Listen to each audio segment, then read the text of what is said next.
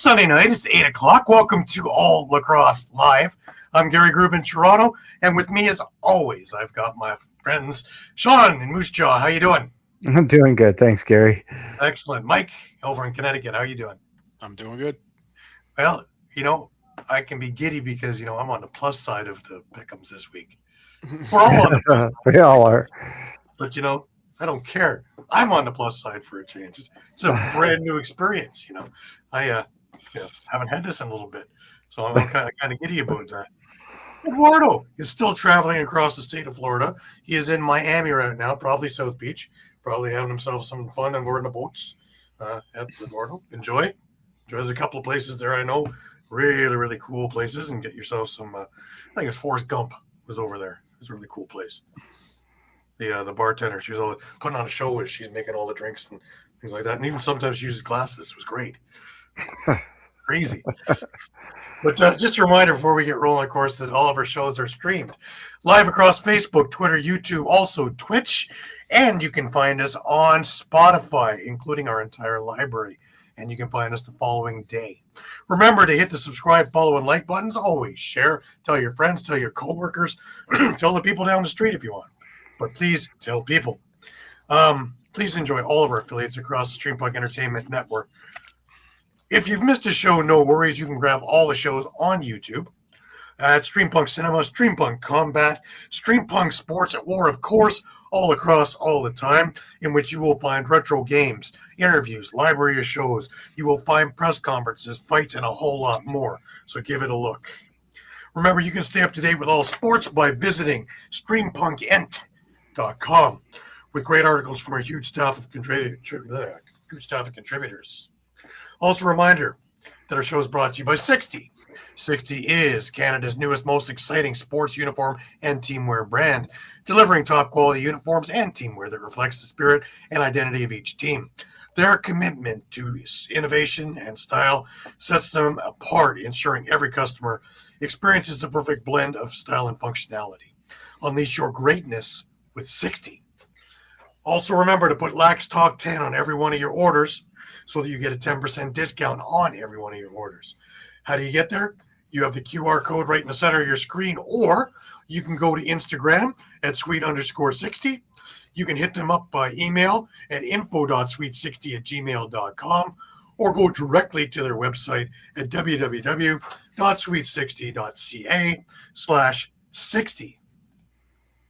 Jim will take care of you as soon as he can. Alrighty. Few things update this week. Of course, remember Lacrosse Day of Champions is coming up. May 30th in Peterborough over at the Memorial Center. 9 a.m. is members of Lacrosse Peterborough playing. 4:30 is a game you don't want to miss, is the Legends of Lacrosse. And at 7 p.m. across the street at Sticks Bar is Storytime by the Legends. This is a must-see. You do not want to miss this. If you are anywhere in the vicinity, please get your butts on over there. It is free, except for what you're going to drink, of course, or eat. Food is amazing there as well. And, of course, hearing stories from the legends, which are priceless. Absolutely priceless. We had another affiliation, the Peterborough Junior Lakers and the Green Gales out of course, Bowmanville. And they are now hooked up together, Junior A, Junior B. Match made in heaven. Congratulations to Curtis Dixon for his 10th 40-goal season. Second player in league history with 10 seasons of 40-plus goals. Congratulations to Kurt Milosky, 4th all-time in NLL wins now. That's impressive. Congratulations to Kyle Buchanan for 700 NLL points. And also congratulations to Kevin Crowley, who was named the head coach for Hong Kong Lacrosse. That's big in the Sixes team. So for the Olympics, you will see Mr. Crowley behind the bench. A big piece of news, and I'm not sure how I sit on this one, tell you the truth, guys. In MSL, they have now hooked up with Flow Sports, which is a pay-per-view site, which is a very reliable pay-per-view site, but I'm not sure growing a summer game with a pay window is the greatest thing going. One of the complaints when Rogers was doing it was that people weren't going to the arenas because they could sit at home in their living room or on their deck or whatever and watch it outside in the nice summer air. Putting a pay window, I'm not sure that's going to be conducive to a revenue win, being that people won't be going to the arena and people won't be paying for the thing. Because if you're going to pay $10, you can pay $10 at the door and watch it live and meet up with the guys and meet up with the players and make it a social event. So if you're not in the area, maybe. But they're trying to, I guess, follow through with what the WLA does. And I don't know how successful that is for the WLA. I know a lot of whining goes on during the Mann Cup and during the playoffs, but during the season, I don't know how conducive it is and whether there's going to be packages for 10 games or it's game by game or season pack, or I'm not sure how they're going to do it yet. All I know is they've hooked up and put an agreement together. So stay tuned as we get closer to the May 18th or 20th first game for the bread and cheese game and see how MSL and Flow Sports are going to handle this. I do hope that it will be beneficial for everybody, because I would love to see them earn money, because that's one of my biggest complaints. But I also complain that there's no one in damn arenas a lot of the time. And that's a little daunting when you walk in and see NLL players playing at high caliber levels and there's 12 people in the Memorial Arena in Brampton and they're all alumni. So they didn't pay. Not conducive to making a lot of money. So, and I think the WLA has the same problem. Is that, in Victoria, you get big crowds. In New West, you get decent crowds. Everywhere else, pretty sparse. Whereas in Peterborough, you get good crowds. Not great crowds anymore since they're not winning. You couldn't get a ticket. It was 4,000 every game when they were in the Mann Cup runs. Lately, there's been 25 to 3,000. Still a good crowd comparative to anything I know of in summer ball, but not by Peterborough standards by far. And, of course, Six Nations, which on a regular Tuesday night, sporadic, come playoffs, full. So I'm not quite sure how that all racks up. Then you look at places like Oakville, which gets, 50, 100, 200 people. Place like Brampton, like I say, a handful. Brooklyn, who, by the way, has made a few more signings. Chris Boucher has agreed to terms. I believe Mark Matthews is going back to Brooklyn as well, if I heard that correctly. So Gavin Prout is making a concerted effort to really bolster up the lineup, to really give Peterborough and Six Nations a run to be in the upper echelon of that league. So it should be interesting this summer. Should be some wild games. I'm curious to see what Oakville is going to be doing, because I know they haven't started nor finished yet. But it'll be interesting. Now remember, Nick Rose is on Peterborough still. Landon Kells, Oakville. I'm wondering if maybe we have another move, since Nick is back with Toronto, since he runs the place.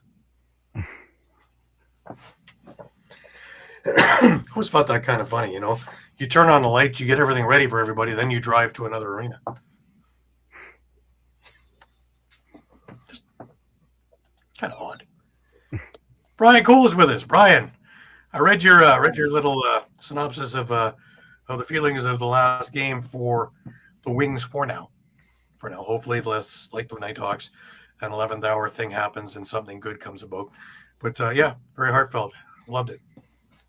I imagine there was a lot of mixed feelings in last night's game. It's nice that they left with a win. You can always keep hold of that. But also with a number of former players on Vegas that were there that could come to post game, and you all could sit back and have a few words and things like that. That's pretty cool. Yeah. All right. Well, guys, the Rebeski tournament is only a week away. 10 days, actually, till the face-off. So next Sunday at this time, I will be on a plane, which reminds me to tell everybody that next Sunday our show will be at 11 a.m. and it will be breakfast with the boys because I have to go and spend 4 or 5 hours at customs. And they can go and tell me to go stand over here and stand over here and to please put my seatbelt on and to put down my drink in my Rubeski cup. But yeah, that's all taking place. All the teams are starting to head over this week, and it's going to be a great tournament. It's going to be just a fantastic tournament. Looking at some of the rosters, absolutely amazing. You can take a look at the Ellis Rubeski Memorial Tournament. You can Google it, and the website is up, running. All the lineups are there. You will be able to watch all the games live on YouTube and through the site or straight to YouTube at Ellis Rubeski. And, if you are not sleeping, remember it's a 6-hour time difference. So, an 8 a.m. game is, 2 in the morning here. So, but needless to say, it's going to be a lot of fun. Well, I appreciate that, man. Deke and I are good friends, so I'll be seeing him soon because he'll be doing goaltending for Peterborough. He's moving up to MSL, and I believe he's the next big thing over in Peterborough with Nick Rose.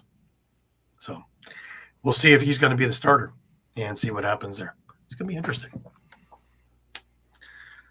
Alrighty. Well, guys, we had a pretty strange week once again in NLL. Let me, I was going to wait till Pat came on, but I'm just giddy. Look at that. All of us at 4-3. I'm ready to throw the championship on over. I'll give you the crown, Shawn. From me, I will have to mail it to you. With our postal system, you should get it sometime in 2038. Yeah, sounds about right. But yeah, Shawn is 5 wins ahead of the closest runner, which is Pat at 70-47. Just amazing, though, is that Shawn is 33 games above 500. That's impressive. That's crazy. Again, Pat, I had an 0-5 week, and I still did that. Yeah. Well, think about us in the basement there. We are still 13 games above 500. Still pretty good. Yeah, that must be a typo next to my name. Yeah. Maybe exclamation point. That's what it is. Shouldn't Mike have the tiebreaker going last? We have one more week to go.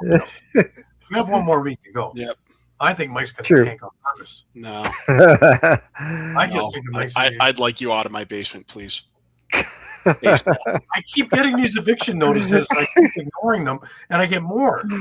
I just don't understand it. Like every time I think I've got, I thought, when I was 2-0 after Friday, all right, we're on track. That was funny. I watched 2 different games there on yesterday with Oshawa and Calgary because, man, I swore that Oshawa looked like they came to play lacrosse because they didn't start out great, but they certainly had a great first quarter. And then, they went and I guess they went bowling or something like that. And, who knew that Colby Bowman was such a game changer? From the time that they put him in after the 6th Oshawa goal at the beginning of the second quarter, he gave up 1 goal the rest of the game. Now, this isn't because he got 25 shots. It's not a Toronto Rock game. He got peppered. There was 58 shots in the game. And he let in 1 goal. And we're talking about Alex Bouquet? Really? Maybe we found our diamond in the rough. But anyway, we got some stuff on there. I have actually Alex Simmons in the press conference speaking on that, and he's pretty candid. So why I kept a clip for us. It's a couple of minutes, but it's worth listening to, I think. But let's start ourselves off with Friday. It's a good place to start, I think. And why don't we start with the Vancouver-Halifax game, just to be different? Because sure. I was stunned two things. One, that Halifax was in the lead for so long. And two, that Halifax stopped scoring altogether and couldn't stay in the lead. Yeah, it was basically a bit of a tale of two games. Yeah, I mean Halifax had a 6-4 lead at halftime, so it looked like actually they were starting to kind of cruise on this one, and I think a lot of people are scratching their heads saying kind of what's going on with this Vancouver team all of a sudden. And I guess kind of oddly enough, there were no goals in the third quarter, so it kind of stayed the same. But then Jesse King scored 2 minutes and 15 seconds into the fourth quarter to make it a 1-goal game.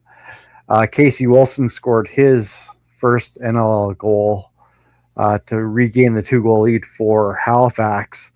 Then with just about half a quarter left, I guess Halifax just decided to pack her in.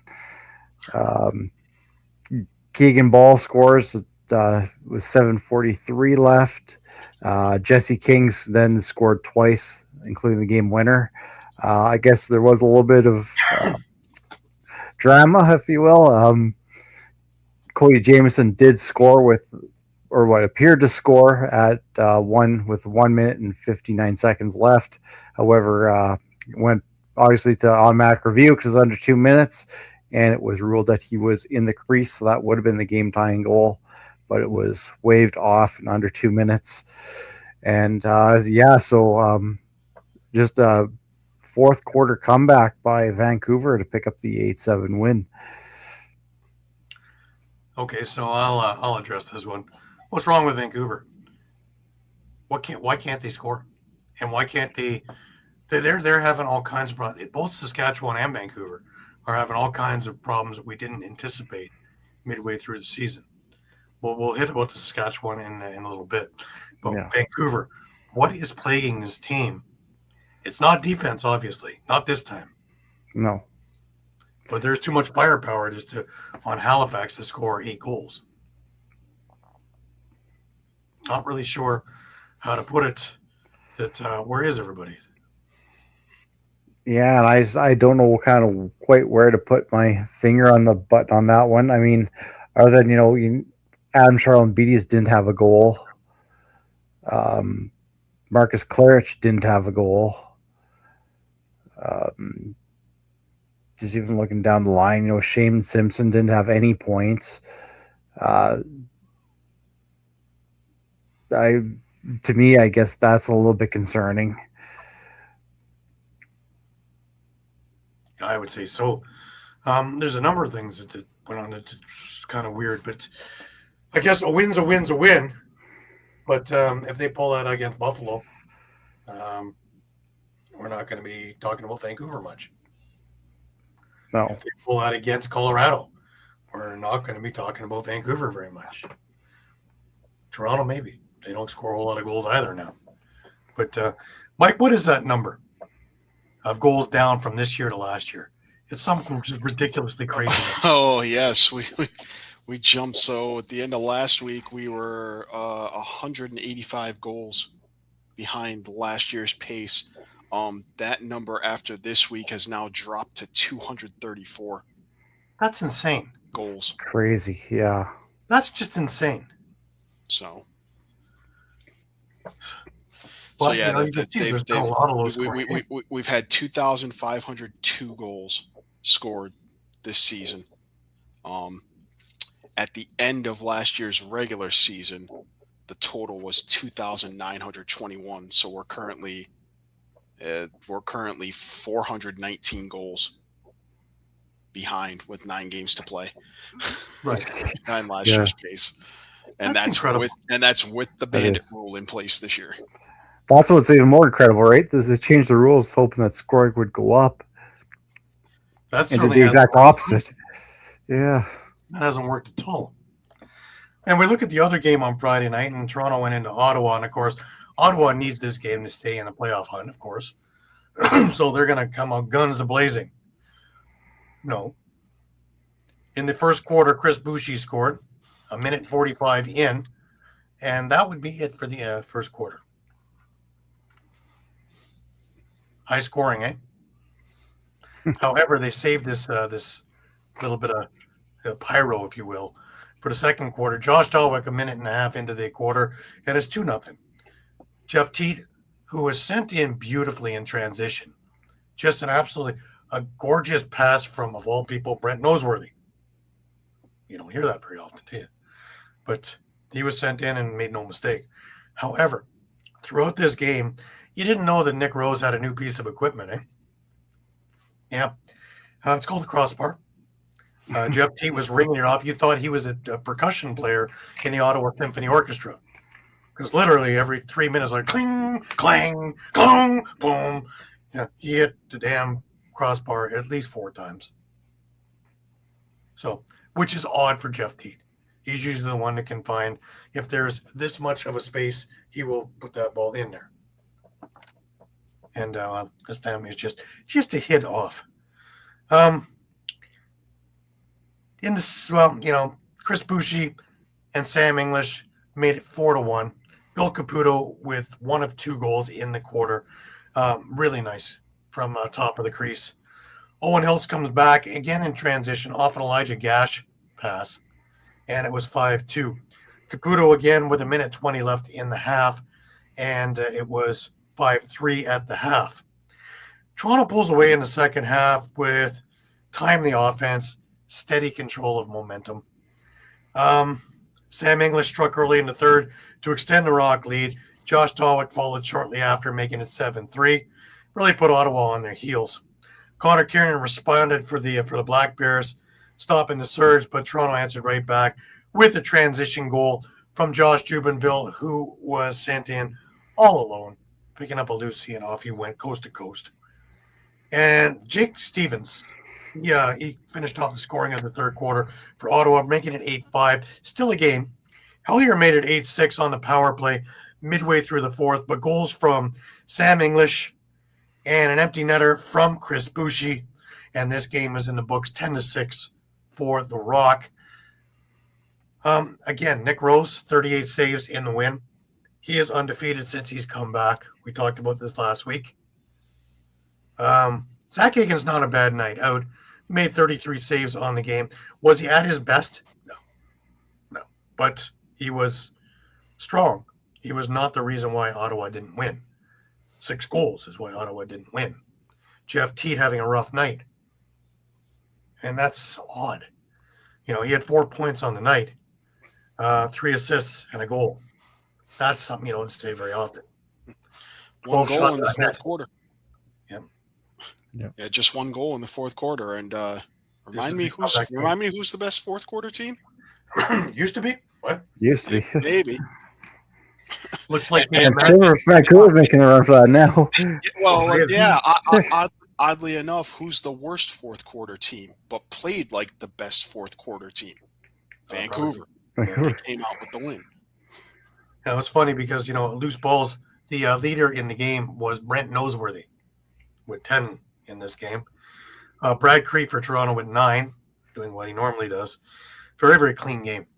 Not a whole lot of anything in there, but Toronto, goose egg, 0 for 4 on the power play, still won the game. Mind you, Ottawa didn't do much better, 1 for 4 on the power play there. To me, that says it could have been a lot worse than the final score looks. Yeah. Face-off wise, 11-9 in favor of Ottawa. Let's keeping it there and holding his own, but nothing spectacular. However, that will get me to my point in the Oshawa game soon. But hey, so Toronto wins 10-6 and keeps their slim hopes of a home playoff game alive.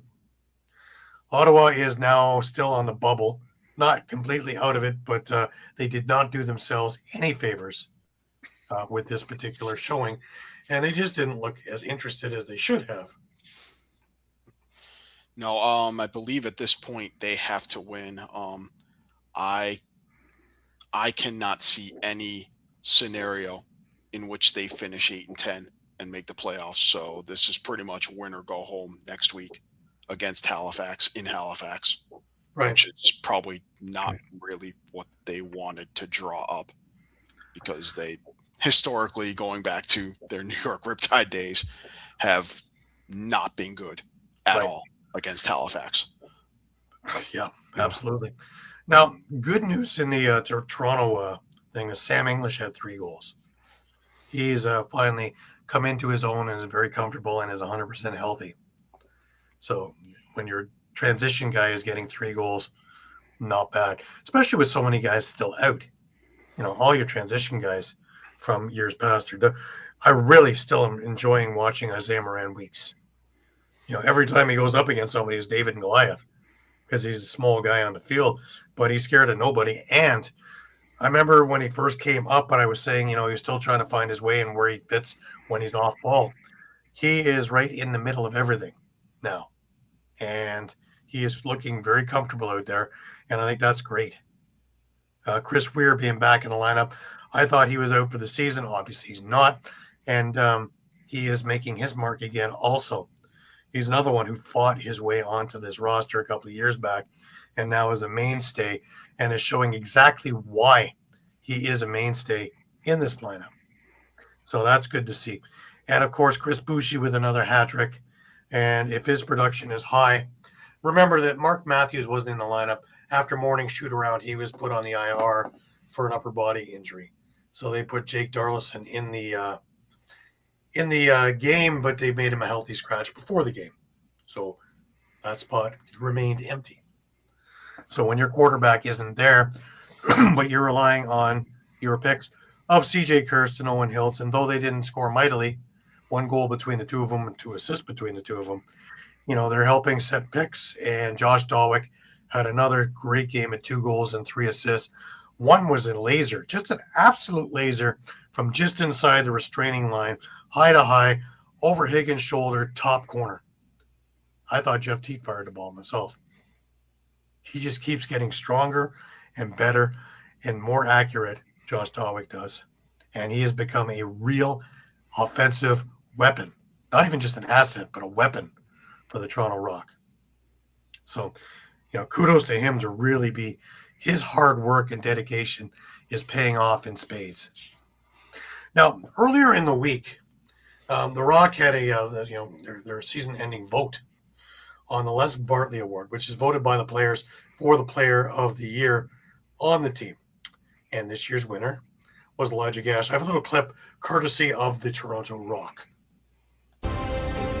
You know, we got the Les Bartley Award, which is a special award to the Toronto Rock and our organization. One player that we've identified, and Elijah, your words to me were, I'll do whatever it takes to be a Toronto Rock and a professional lacrosse player, and that is just evident in what you put in and day out to being the best you can be, being the best teammate you can be, best Toronto Rock that you can be.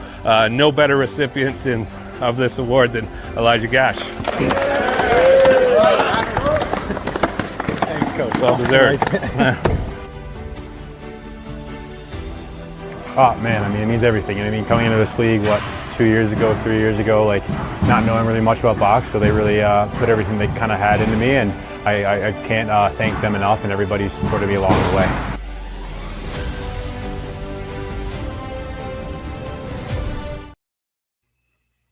Congratulations, Elijah Gash. Couldn't happen to a nicer guy. Remember, he's been on this show before, and just such a well-spoken, well-behaved young man. And unless you get him mad. Anyways, congratulations, and thank you to the Toronto Rock for that clip. Really appreciate that as well. I want to stay on this theme of players just for a minute or two. I had Blaze Reardon on the show on Thursday, and it was a fantastic interview, talking about his whole life in lacrosse and 2 different positions, being a bona fide star, both as one of the best goaltenders in the world field has ever seen, and innovative, as well as being just an absolute maniac as an attack forward in the NLL and box lacrosse, and his whole journey finding box and coming up in field and everything in between. And one of the questions I had for him at the end of the show was, how do you want the lacrosse world to remember you?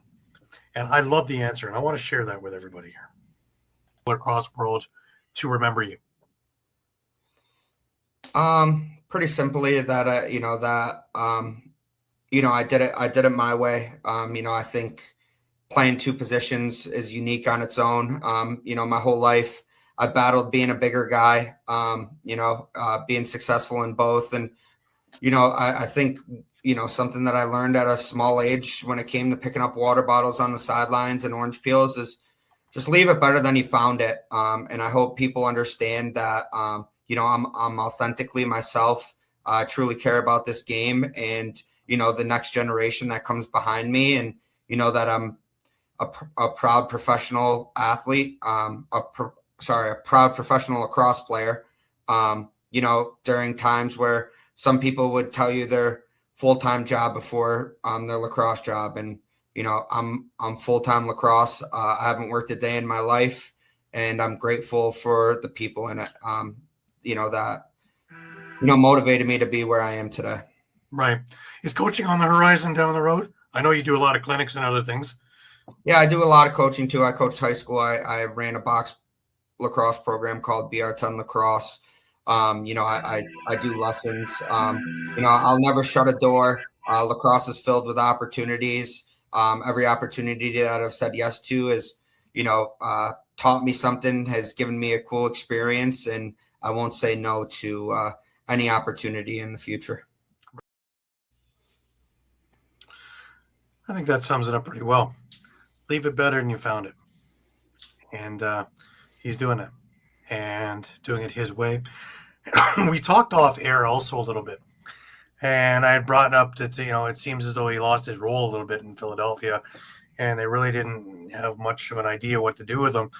And in Rochester, they've found that role again, and he has excelled in it. And, he tended to agree, bringing the idea of, Brennan O'Neill learning the game, and we're trying to get the ball in his hands as much as we could to get him, accustomed and acclimated into the NLL game. So, so somebody has to lose out in that one, and it looked like it was his role a little bit. So to see him rejuvenated, and even though Rochester didn't win on the weekend, he still had a pretty good game. And having him play again at home is really, to watch a rejuvenated Blaze Reardon is really a fun thing. Now, talking about rejuvenated, I want to bring on the man, the myth, the legend, the Goblin. Hi, how are you? That's awesome. Whipped cream, it can't go wrong. A Pat Bernard on sugar. This should be fun, everybody. Hey, have the next page, right? Fasten your safety belts. Here we go. No, it's listen. You may be asking yourself the question: where's this team 20 weeks ago? Where was this team 20 weeks ago? OMG. Why couldn't they play like this from scratch, from day one? It does ask yourself the question of what if this team was set in stone from at the gates? I mean, because this team looked really, really good. Like a freak accident took place. I don't know if you guys are aware. Brandon O'Neill twisted his ankle during practice or just stepping on a ball, and then he eventually he came into the game and played. But that kid, Luke Nielsen, is just a monster. I mean, 4 goals, 3 goals, 4 assists. I mean, this cat can play. He can play a little bit. Somebody who looked a lot like me mentioned Yeah. that when you told me we talked about the Russell trade. I loved Lucas Nielsen as a player, and I think it was Uncle Frick who was saying it's only been a game. No, I'd seen him play before, and I like what I like. I think he would fit in that game, and sure enough, he fits into the Rubel way of things here. And TK, he does. He's a gamer, man. He is a gamer. I've seen him score in open spaces. I saw him just being a grinder, just he battles, he fights for every possession. He knows what he's doing out there. Sam McClare stepped up a little bit during the game. He got himself a pair of goals. Kyle Jackson got himself a pair of goals. You got to see a scrap between Furnell and Reese Blake a little bit, and you got to see that that fight go down. So it was everything. This was a Wings team that was put together. This is what the front office of the Philadelphia Wings was hoping for. The Paul Days, the Ian Rubles. This is what they were trying to dial up this team in magnitude. They just didn't have the right pieces, not until last night, and where this team came to play. And by the way, hands and claps for Mitch Jones, the golf clap he got, the standing ovation. And then when bell time hit, and as soon as he had possession, the Boo Birds came out immediately. Typical Philly stuff. However, did they have anything for Kevin Crowley, who spent the majority of his lacrosse career as a Philadelphia Wing? Yes. And I really was stunned when I heard there was nothing for him. And I was, I realized they've done it in the past, but if this is the last time over at whatever you call it now, X-Mobile Arena, whatever, the thing in South Philly. Yes. If this is the last time there, shouldn't they have done a little something for him too? I don't even think they like the crowd was aware that there's going to be alumni in the house, because there was a lot of alumni that came through, and it was, like I said, it was great to see. They were up in the press, hanging out. But like I said, it's just weird. Like, the Wings should have put out, hey, listen, there's going to be. And you kind of had expected, though, if this was going to be the last song and dance from this Wings team to be in South Philly, that they were going to muster up, some alumni and all that stuff to come out and support the team. Yep. I hope it's not the last, song and dance. I'm really, crossing my fingers that I can see another season, because this has been a blast covering that team. I've been covering now for 4 years with you guys. It's been true blast with them. Got to meet some incredible people. Adam Levi, the kid Kyle, I forget who he covers for, but a lot of good people, man, come through the press box that I got to become. I got to see them every Saturday every Saturday night. So it's something you look towards. And do you have a favorite destination there, Pat? Trenton, Lehigh Valley? Oh, either way. I prefer, Lehigh. Actually, they're pretty much the same distance. Either way, Lehigh's just maybe an hour away up the turnpike. So, you'd be doing what I was doing, to go to Hamilton to watch Toronto games. Oh, wow. About an hour and 10 minutes away. So they're going to go to the PPL Center, up where the Phantoms play. But yeah, it's like I said, it's a lot of fun stuff. It's the Wings are a lot of fun, and they got a bright future ahead of them. They could roll you out. The team I'm picking for a reason, because then they can keep it as the Philadelphia Wings. I find it a little hard when they're in New Jersey to call them the Philadelphia Wings. No, they would be the Trenton Wings, and that'd be a Trenton Wings or the Trenton Terrors or something. Yeah, and I think a lot of Philadelphia fans would be grinding their gears if they heard Philadelphia fans get, a Philadelphia team get called in North Jersey. That's like that'd be like the New York Eagles. And it just doesn't sound right. But or yeah, Oakland A's, wasn't it? Yeah, it was the Oakland A's at one time. A's. Yeah, it doesn't sound right. It's all all loosey goosey. But like I said, though, this was a good outing from your Philadelphia Union, from your Philadelphia Wings. They put together a credible win. Listen, they play spoilers. That's what they were there for. Looks like Vegas now sitting on the outside, and they've done their job. So we could say we did something right. And like I said, a lot of these guys are playing for their jobs. Kyle Jackson got a pair of goals. Sam Harris, now to me, it's what can this Wings team look like next year? What's it going to look like next year? Because if you muster up what you just displayed yesterday, you add in a Michael Sowers, you sprinkle that in, and Brandon O'Neill, you got a nice young core of guys who can play. Absolutely. And Dalton Young. Don't let me forget about that stud. Dalton Young, 1 goal, 5 assists. That kid can play too. Yeah, they have a lot of talent in there. And interestingly enough, with all the moves that they made, they have a lot of draft picks coming up in the next 2 drafts, which are both full drafts. So done correctly, Philadelphia or whatever they're going to be. I'm hoping that we're still going on Philadelphia Wings. Could be a very strong team, kind of like what Toronto has done over the last, 10 months or so. And it may not happen immediately, but, we saw the defense the way it's supposed to be in this game. And offensively, they're coming along. Now, you had a couple of top picks in there.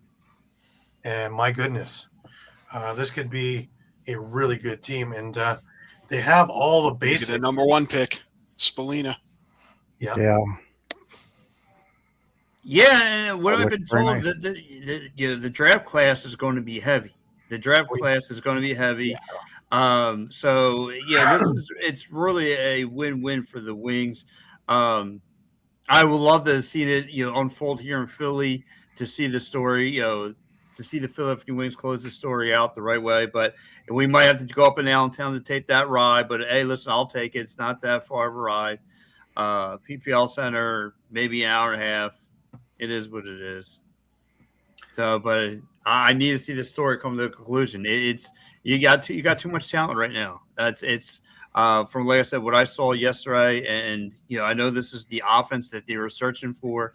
It's a shame because I felt like Paul Day's been searching for some young guys. He had to do some moves, and you moved on from the Joe Russiterns, the Blaze Reardons, and all that stuff. And credit to those guys; they're balling out where in those destinations. But I think they've now they set the foundation for this team to grow now. Which is what it's all about. And, it's funny because I don't really think it matters which destination as long as it is one of the two. And I think Wings fans will still make the trek. It will now be a semi-road trip. Yes. And all the fun that goes along with that.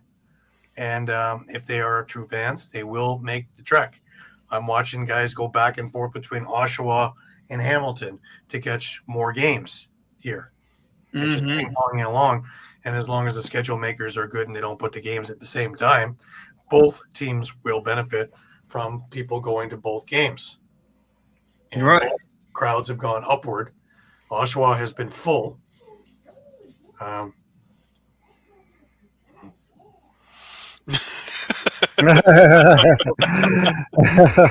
think so on this one. But, I don't think they're ready to kill Ottawa just yet. If that's what's going to happen. If it goes to Laval, Ottawa is dead in the water. They don't have a big fan base already, and you're going to borrow from it. So I don't see that one going on. But anything's possible, right? Anything's possible. Like I said, it was just remarkable seeing a lot of people come out, support the team. They had a nice draw this past, yesterday, which was really, really nice to see. Over 10,000, I believe, came out to support the Wings. So it's you get that, you get this foundation, man. It would have been great to see because I see if they had the okay. I'll take the bet. I see a young potential team like this, and you got playoffs, for the next 5 to 6 years. What Paul Day is now aligned himself with. Like I said, the Dalton Youngs,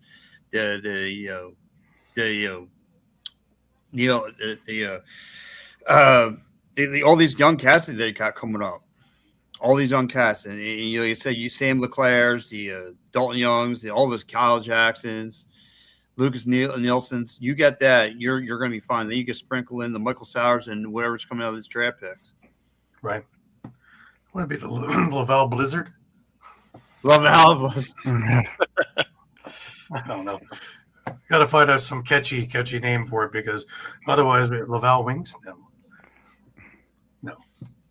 They weren't the Wings out of them last time, right? No, not at all. They were Black Wolves. That sounds like a cool name. And they became Fire Wolves. I still don't know what a Fire Wolf is. I have no idea. People in Oshawa don't know what a Fire Wolf is. Fire Wolf is. So what you have just before you have dinner? Fire Wolf. put it on a spit. I really don't know. But I'm hoping to be a catchy name wherever they wind up. But I'm hoping against hope. It's in one of the two spots, kind of like Rochester, where 11th hour somebody comes through and it is there. I don't think it won't be in best case scenario like Rochester get to stay in the same home. But even if it's within an hour or so, that shouldn't be a big deal. Because I'm thinking a lot of the Philadelphia faithful are coming from New Jersey anyways. Yeah, a lot of them come from South Jersey. A lot are coming up from from the neighborhoods. It was really cool. Last weekend there was my local high school was down there. Their lacrosse team was down there. So it was cool to chop it up with the lacrosse coach from over here, in these neck of the woods and all that stuff. It was a good time. So, yeah, but like you said, they'll make the trip out there, whether it's here, Allentown, Trenton, it doesn't matter. The faithful will be there to support this team, and now look at to grow the fan base even more, because what destination it's going to be out of, it shows you this town is sports heavy passion, and they will go wherever to support their team. So let's hope against hope that the league can figure something out. Ironically, it's funny, with the head office in Philadelphia, you'd like to have a team somewhere near it. Just for giggle. Mind you, the old team, the old head office was in New York, and they can't for the life of them keep a team in New York. So maybe that's the jinx. And it's weird too, because like the 76ers, they were looking at they still are looking at a spot in the middle of Chinatown, down in South Philly, where I mean, they pretty much the only way you get to a game is by using trains, and they're going to get you for using the trains. So it's going to be hard to it's pretty much that's going to be only belong to the Philadelphia Flyers right now. So it's going to be a tough move. That's odd. Mm-hmm. So. Right now, I mean, it's crazy because, again, you have three teams that run out of there, but now it looks like it's just going to do all to one. Which is strange, too, because, I love the setup in there with everything in the same complex, where you have the Eagles, the Phillies, and Flyers / 76ers / Wings all in that same complex. I also like looking for home plate in that parking lot. Well, I will say, I did find, after 4 years of covering, I did find the catering location. It's the same spot where they use the basketball. And when I found it, I was lignin in it. I pretty much rented it out. It was pizza night. That doesn't surprise me at all. It surprised me. It took you 4 years. It took me 4 years, but when I heard catering's downstairs near the locker rooms, I made a beeline, and it was pizza night. So yeah, that was ready for the press conference, and the game hadn't started yet. No, I was down there. I was the Gobbler was in mid form. Yeah, I can see that. He's still legendary around NCAA tournament. Yes, yeah. When you had to bring in a second truck just so everybody else could get some food in the press box, the Gobbler was in town. Yeah. Listen, when you could shock the people from ESPN that watch the way I eat, I'm doing something right. Yeah, when he's starting making top 10 lists and it's not about the game. No. So watch how I just unfolded, and I look like Jurassic Park up there, devouring cheesesteaks. Yeah, I think I have it. The Gobbler. It's the Gobbler bib that's over here. All it is. It actually comes with a catch basin, so nothing goes to waste. No, nothing goes away. So, like I said, though, getting back on track, it's going to be tough to, not going to be out, down there, in December. But like I said, hopefully they'll only be up the road, the Philadelphia Wings. And like I said, I'll be excited to get up there either way. It's going to be, like I said, nothing's all, just checked in with Twitter, everyone, we're all, still talking with all the beat reporters and all that stuff. Talking with Adam just not too long ago prior to hopping on the show, talking about it was a blast to get to work with them and all that stuff. So, it was an incredible journey, but looking to continue it up in Allentown and all that. But Shawn, I got to ask you, what's going on? I looked at the standings. You were the Rush were here, and it's just And they have taken a bit of a nosedive. Yeah. No, it's not good. A bit. It was dire when it was 3 losses. And these standings right now. I mean, you look at that last game. I mean, a win would have put them up in first place. A loss now puts them down in 5th. So I mean, these standings are so tight that even one loss can just plummet you down the ladder. And here we are again with Buffalo. Here we are again, Buffalo making another strong third seed already. I'm like, come on, man. Yeah, and everybody's trying to stay away from 6th. But nobody wants to face Buffalo in a one and done. No, yeah. No, it looks like it's Georgia that's lined up that way. So yeah, they helped themselves out to that one today. They could have been first overall, and here they are sitting in 6th. Isn't that amazing? You win, you're in first. You lose, you're in 6th.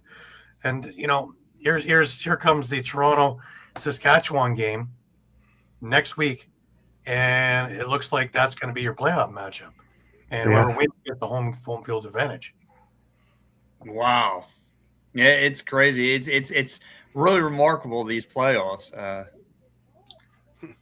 Yeah, let's see how that turns out, because there's still a number of different scenarios. Yeah, it could be some bad blood if it's Buffalo Saskatchewan over that last game. So. Can you imagine? And Buffalo can climb as high as number 2. I don't believe they can be the number 1 seed. I don't think so either. They do not hold the tiebreaker with Colorado. So. All right, so 2. I would stick them with whoever finishes 7th. Well, all right, and I'm going to go out on a limb and pencil them in for the victory this coming weekend against Oshawa, with the game that I just witnessed yesterday, which was wild in the sense that Oshawa played 1 quarter, and then they stopped.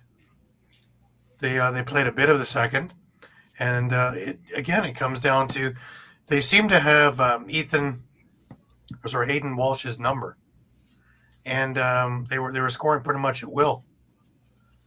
And shrewdly, Josh Sanderson changed goalies, put in Colby Bowman, and from that point on, and it's funny because Glenn Clark said, the scouting was do not shoot 5-hole on him because he sticks a stick into the turf and you're not going to beat him. And literally shot after shot, after shot, after shot, after shot, 5-hole. To the point where it was just getting frustrating just watching this happen. And the Calgary defense got stronger as the game went along and started boxing out the Oshawa team to the point that all they had was outside shooting. It was like watching an old Rock game. Everything was from the outside. Yeah, you would think, eh?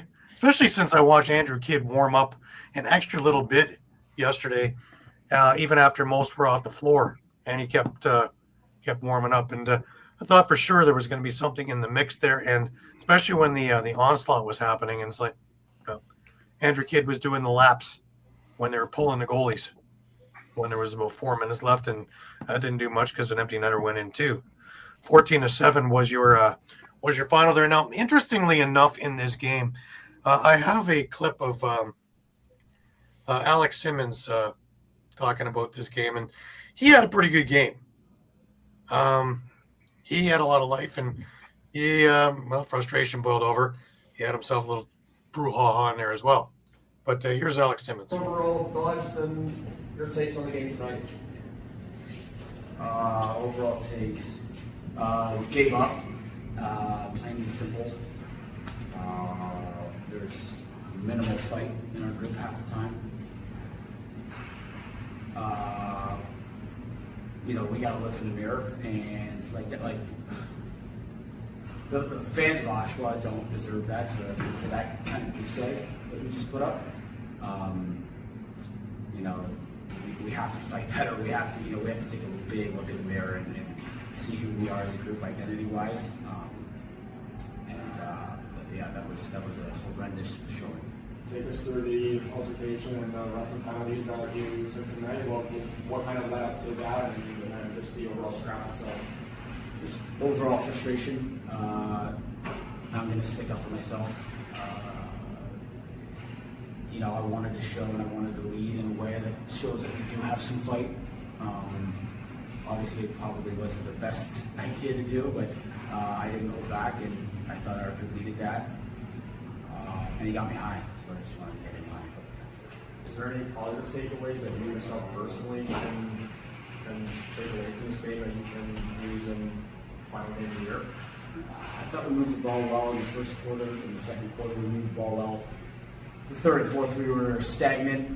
We played soft. We didn't get to the middle. We relied on outside shooting. And that's not going to win games. Can you talk about this season, what it's meant for you to play here in Ottawa? Yeah, I mean, it's great. The city has welcomed us with open arms, and they're great people, and they love the sport. They know the sport, so it wasn't like we were teaching them anything. They know it, and they love it, and it's been great. I mean, despite how horrible this season's gone for us, I keep saying horrible, it's not that bad, it's the NLL, you're lucky to play here, but despite the record, they've stuck with us, and it's been incredibly uplifting, and we're happy to be here, and it's going to get better. What was the different look that Bowman gave when they brought him in? You guys were up 6-4, and he really just shut the door. Yeah. What was the different look from Walsh to Bowman for you guys? That's a good question. He doesn't move as much. Kind of takes up a lot of net without a lot of movement, and it kind of forces you to pick spots instead of kind of getting you side to side. If we shoot 5-4 one more time, I think I'm going to throw a fit, just because we just continue to throw it at his 5-hole, and we know that he flexes his stick into the turf. We didn't shoot high, and again, like it's easy to get same shots on the same side. We weren't moving it side to side, and he played well. Like, there's no discrediting him. He played well, and he did what he had to do out there. So hats off to him. Did you find that the defense played you a lot different in the second half? It looked like they were really boxing you guys out from getting anywhere near the inside. Yeah. I mean, at the end of the day, really, I don't think they did anything different. They just came out with more of a sense of urgency. They wanted to win more than we did. It's just that plain simple. And they're good defenders, so it's good. It's hard to beat anybody in this league, and we didn't really give them anything to defend, honestly. If we're going to be frank, so we were bad. What do you think needs to change offensively next season to kind of break through on the inside and become more of a contender? That's not for me to. I know what you're asking. It's not for me to decide. We have this group right now, and this is what we're going to go with in Buffalo. We're going to try and get better this week. Is there anything you're doing personally in the last couple of games to kind of get prepared for next season? No, we're not looking next season.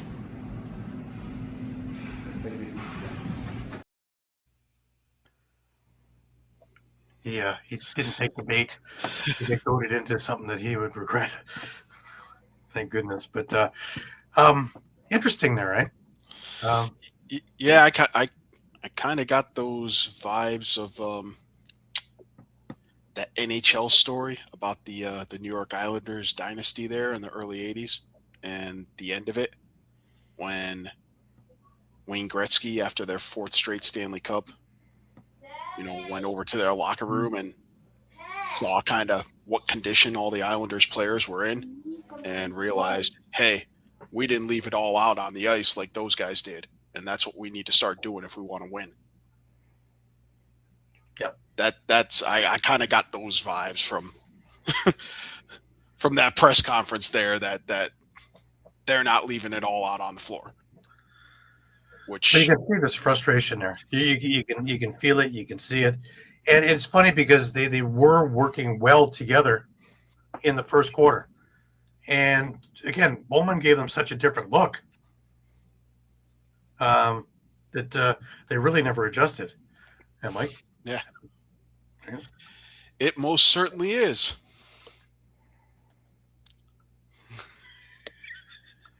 Yeah, 5 quarters in the season left, that's right.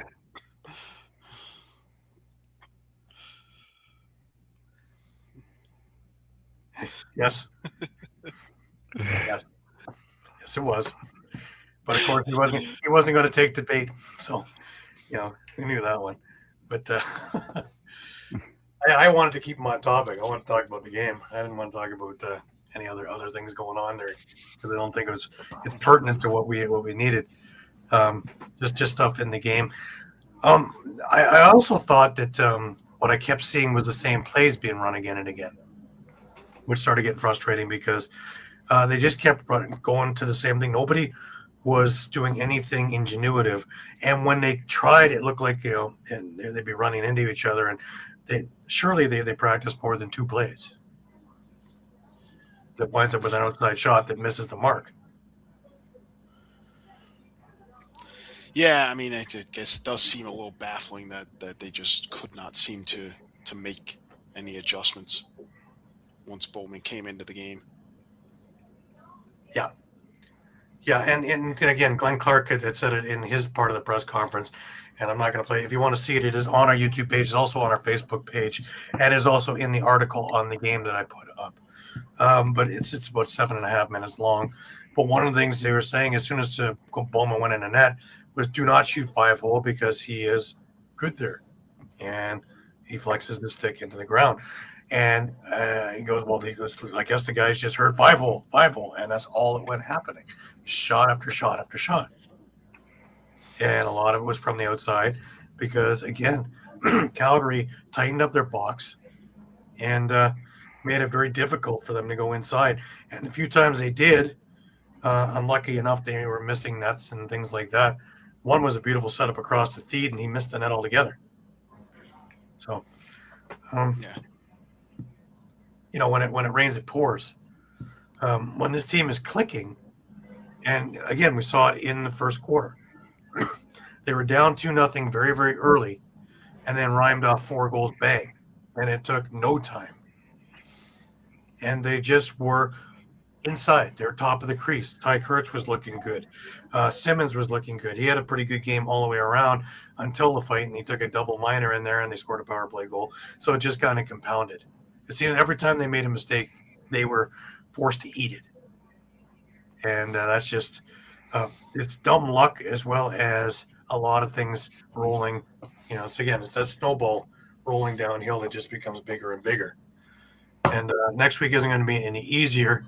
They have the Buffalo Bandits in town on Fan Appreciation Night, which is already sold out, y'all. And it is Tucker Out Lymphoma Night as well. Nah, calling that rolling around in the mud is what that was. The fight I thought was a fight was the Bennett fight over in Philadelphia. That was a decent scrap. The one there was a couple of guys rolling around, and that's about it. I kept hoping because that meant there was life, but that didn't happen either. It was wrestling night. Bobblehead night and wrestling night over there. I saw the bobblehead. I got that. It's in the collection now. But the wrestlers, they came out on the floor after the game, which made no sense to me at all. I would have had vignettes all over the place. I kept hearing WWE music, but I didn't see any wrestlers. And when I left after the press conferences, they were still on the floor signing stuff. So I don't know what they did when they were there. I would have had them come out in halftime. I would have had them come out and do little skits or whatever. I've seen it done in Buffalo. I've seen it done in Toronto. I've seen it done all over the place. And it works very well. And it just didn't happen there. The other thing that bothers me a little bit, and it's kind of off topic in there, is, we talked about summer ball earlier. And, of course, Oshawa right beside Brooklyn Whitby. And you've got the Brooklyn Lacrosse Club. You've got the Brooklyn Merchants. You've got the Whitby Warriors all there. Can you not put something up on the board letting people know that there is summer ball just around the corner and there's more lacrosse when the NLL season is over, and come to the damn games? Is this so hard to work with one another? I for the life of me, I can't understand. I wish I could say no, but look what the PLL's doing. Yeah. Or not I was doing. going to say, we see it all the time, don't we? We had a Gales night there on the January the 10th. We had alumni. Really, did I hear much about the Gales season? No. There should have been stuff all over the place. there should be a Brooklyn booth in there. It's not a big place. One circle around, and you still have 11 minutes left in your intermission. There should be something up there and something on the scoreboard about MSL, OSL, and all that stuff. Yeah, that's another thing too, right? No, we're told about it either, so we have minimal amounts of people. Only a few people showed up in that section. So to me, are we again? We can't get out of our own damn way. Perfect opportunity with a crowd, all local, all Durham region and Peterborough area coming in for the games. And all knowledgeable. Absolutely. And knows that you're there. And, they're expecting these people to know, well, not everybody there knows.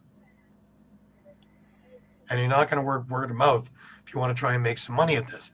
That's insane. I still don't understand why Jamie doesn't do it in the Toronto Rock games either, talking about Oakville Rock. Doesn't make any sense to me. You want to grow it.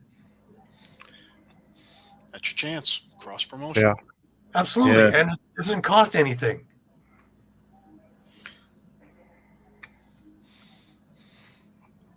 NL doesn't make anything, but wouldn't they want to work with the local teams, the Firewolves themselves, and in return maybe have a Firewolf booth in the summer to help sell season tickets? How's that work? Put it near the beer garden as you're having your third pint.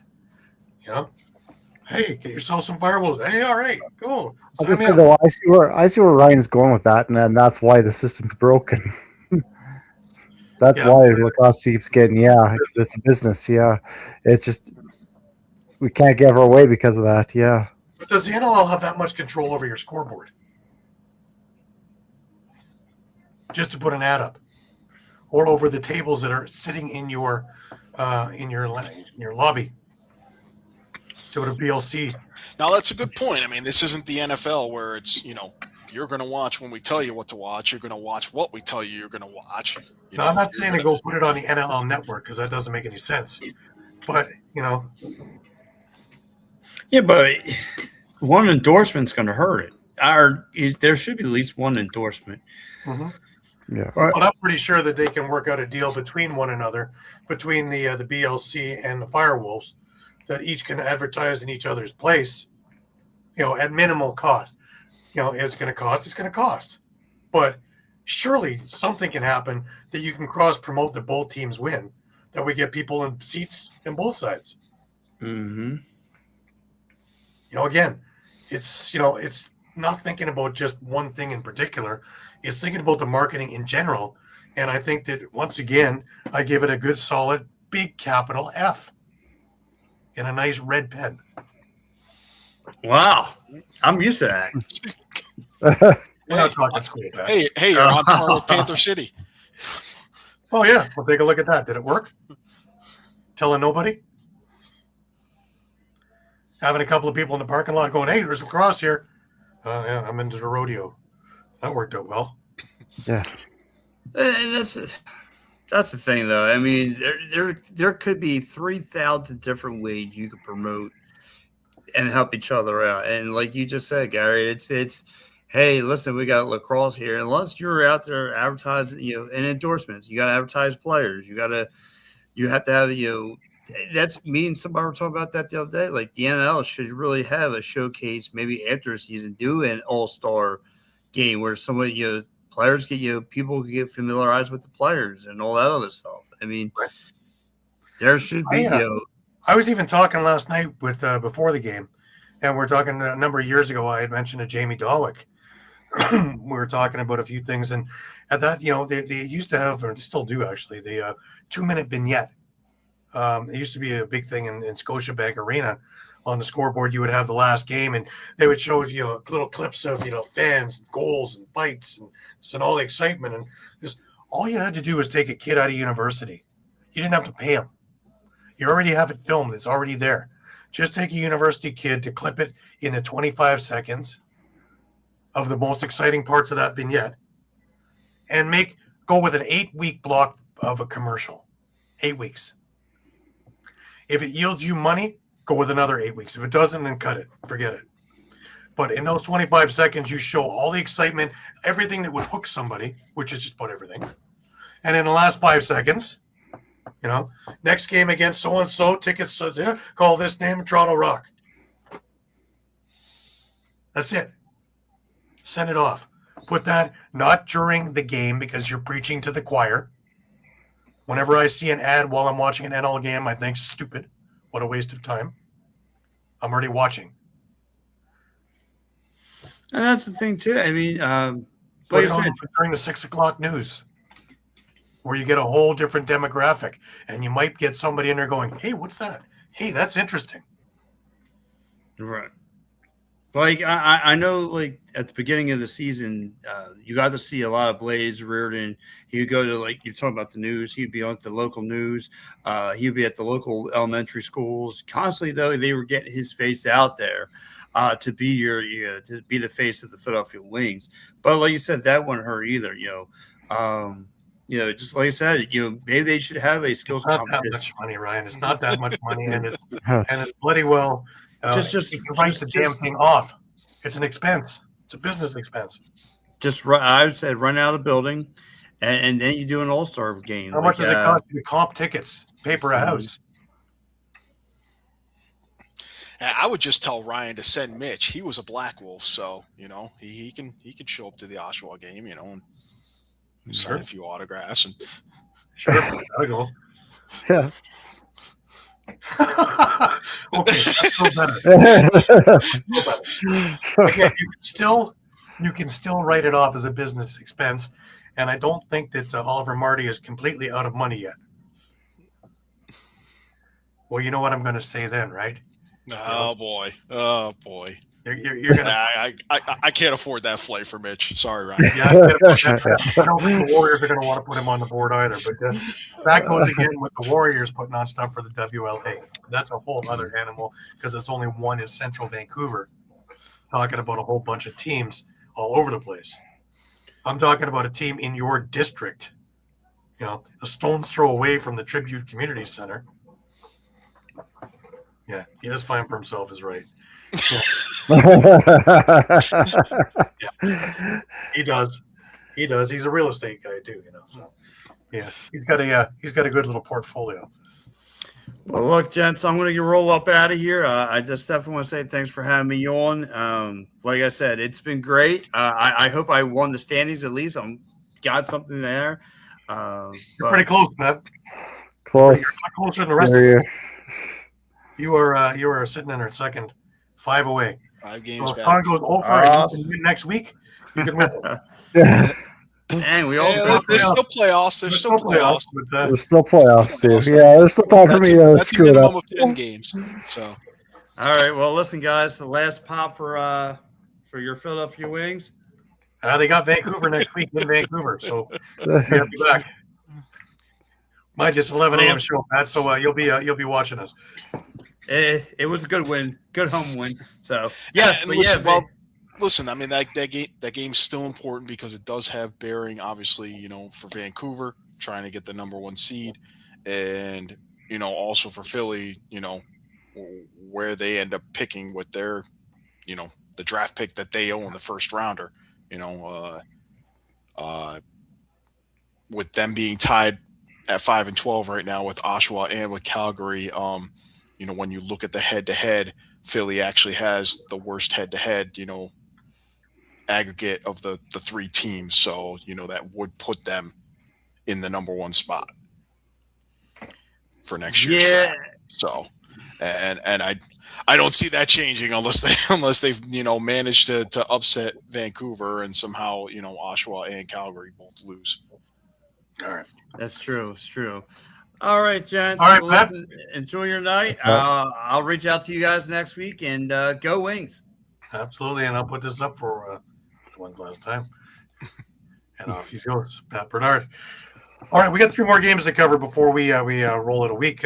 We have Buffalo over into hosting Rochester, and again, is there anybody hotter than Buffalo? Not at all. 12-6, and They pretty much just saw what happened when it was the other way around. Never mind. Rochester still hasn't recovered. Buffalo wins 12-6. It's their 7th straight win. They do get a series split with Rochester. Pretty much put the Rochester on the brink of elimination, though I believe technically they're not eliminated yet. Josh Byrne, hat trick, 4 assists. Dane Smith had 2 goals and 5 assists. Ian McKay, 2 goals, 2 assists. They got a goal and 2 assists from Joe Russ-Terrets. Goal and assist from Mitch DeSnew. Steve Priolo had a goal. Matt Vince, 43 saves in the win. Rochester went with Ryland Hartley in net. He did the whole play game. Whole game. Whole game. He made 42 saves. But they just didn't get a whole lot of offense. They did get 2 goals out of Blaze Reardon. Goal and 4 assists from Ryan Lanchberry. A goal and assist from Ryan Smith. A goal from Zed Williams and a goal from Jake Pisano. Your league MVP, Connor Fields, had just 4 assists on the night. So Rochester does have that doubleheader with Georgia next week. They're obviously going to need both in order to have any chance at making the playoffs. Right. Because I believe they're actually in the worst position as far as head-to-head, because they don't hold tiebreakers over Ottawa, Halifax, or Vegas. They do hold a tiebreaker over San Diego. Right. But San Diego's kind of almost in the driver's seat at this point, as we'll get to shortly. Yeah, they don't seem to want to go away, do they? No, not at all. I just, Buffalo every week they get more confident. Again, another snowball going downhill, and that's frightening. Remember, they had Nanacoke out of the lineup. They had who else was out of the lineup? They pulled it. Weiss was on IR this week, I think. Yeah. And this was the first time back. They had the milkman back because he had a car accident a few weeks ago, and he's been out for the last couple of weeks. And they all come back in the next 2 weeks and first round, and you got a healthy Bandit squad. And, probably at home. It will be. It will be. And you got 19,000 screaming maniacs counting to whatever number. Spelling box a lot. So this is going to be interesting. So who wants to play Buffalo? No. Can you imagine? Think about it now. You just spent the last 5 weeks fighting tooth and nail to get into the playoffs. And San Diego or Vegas or Ottawa are lucky enough to wind up in the 7th spot. And here's Buffalo at home waiting for you. You almost lose the game before you play it. I realize everybody's a professional athlete, but that gets into your head after a while, doesn't it? Now, it could be the 16 too, because, if Colorado and Vancouver win, Buffalo can't catch them. So, right. Yeah. That means Buffalo can't finish any higher than 3rd. So at this stage, it's Georgia. And it's really, if you want to make sure you avoid Buffalo altogether, you want to be in the 4th. You win. Win your game. Win your game. So, that's how we talked about some of the scenarios of Saskatchewan's they could either host the Swarm or go to Banditland. I'm like, yeah, I'd rather host the Swarm. I don't want anything with Buffalo. Well, yeah. It's kind of weird. It's kind of weird because does anybody really want to play Toronto right now? Just put it out there. No. Because, Roses look better than he has in years recently. And the defense is looking like it did a couple of years ago. And when you have Sam English, Josh Dalwick, Mark Matthews, because he'll be healthy for playoffs, I'm sure. I'm sure as long as his limb isn't hanging by a thread, he'll be out there anyways. CJ Kirst, Owen Hiltz, Dan Craig could be healthy for this as well. That's a lot of firepower too. Chris Boucher, haven't even mentioned him. Let alone some of the other guys who have just kind of surprised along the way. Isaiah Moran Weeks, who have filled in admirably. Let alone, we talked about Sam English in transition. Latrell Harris, he doesn't seem to be making the conversation much, but how do you overlook an all-star like him?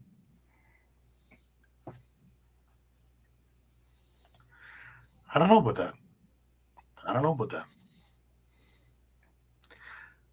Saskatchewan has been pretty up and down. Vancouver, definitely been up and down. Georgia, either great or terrible. Colorado, hot and cold also. The only one there, and I don't want to face Buffalo, to tell you the truth. Anybody else, I think, is beatable.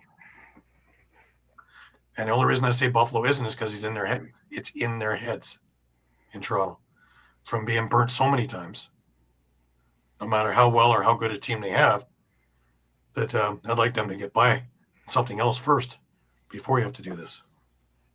Mind you, I think maybe the other way around, maybe it's easier to get rid of them on a one and done than to beat him 2 games out of 3, right? Just trying to put it out there. It's feast or famine. Either you put it all together for 60 minutes or you go home. You know what they're going to give you. And either you're up to the task or not. If you want to hoist a trophy, don't you want to say you beat the best? You don't want to kind of slide in the back door and go, well, yeah, we won. That's just me. Anyways, let's keep going. We have 2 more to look at. We have one more from last night, and that, of course, was Shawn. Colorado, Saskatchewan, and not beating a dead horse. What in the heck's going on? So you remember how against Buffalo, Saskatchewan played only 1 quarter, or played 3 quarters? Yeah. This time they only played 2 quarters. It took them 2 quarters to get warmed up. Yeah. We started in the third. They won this thing hands down. Yeah, I mean, Colorado jumped out to a 7-0 lead midway through the second quarter, and it wasn't until Austin Shank's goal with 2 minutes and 53 seconds left in the second before Saskatchewan even got on the board. And it was 8-1 by the half. And I know I'm sitting there going, what the heck's going on here too? Like, this is just not good. Like, yeah, I'm starting to sound like Gary. Like, someone go inside. Like, looks like Saskatchewan just nobody wants to even make contact, or even just to go inside, just to make some room and make some contact and set some picks. It just seemed like nobody wanted to make any contact whatsoever. Let's just move around, take some shots on the outside. I mean, at one point, Saskatchewan in that first half was out shooting Colorado, but they just weren't quality chances. Right. It's the second game in 3 weeks that I've seen start 8-1 and almost had an overturn by the time we're said and done. Yeah. Well, probably what the turning point was that third quarter. Brock Haley, Robert Church, and Jake Naso.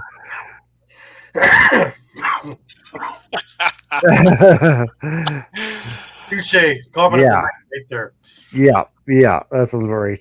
But yeah, those 4 goals in 33 seconds, the National Lacrosse League record for fastest 4 goals, puts Saskatchewan right back in the game. But that's ridiculous, eh? That's ridiculous. Yeah.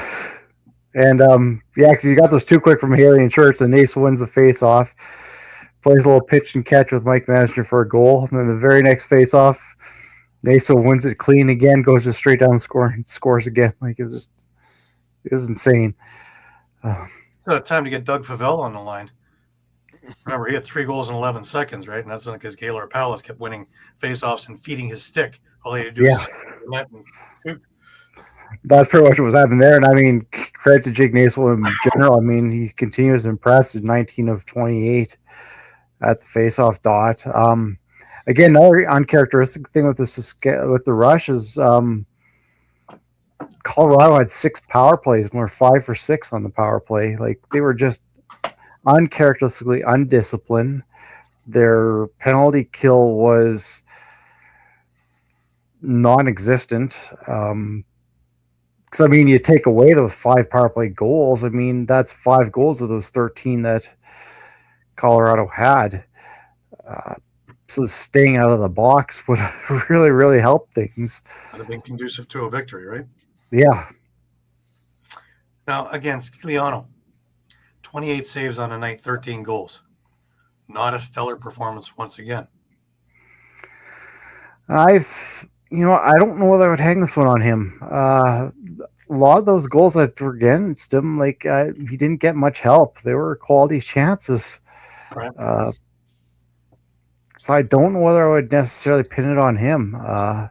He really wasn't getting much help. Like, I don't think in that first half, at least, I mean, nobody showed up. Goaltending, defense, offense, nobody showed up. Right. Now, remember, Dylan Moore's going to have a good night because he got traded in the PLL. He didn't want to get traded in the NLL, too. Yeah. Hashtag trade award. Hashtag trade award.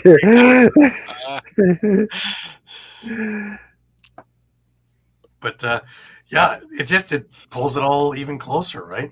That's great. Like you said, this one loss, if Saskatchewan won, would have put them in first place.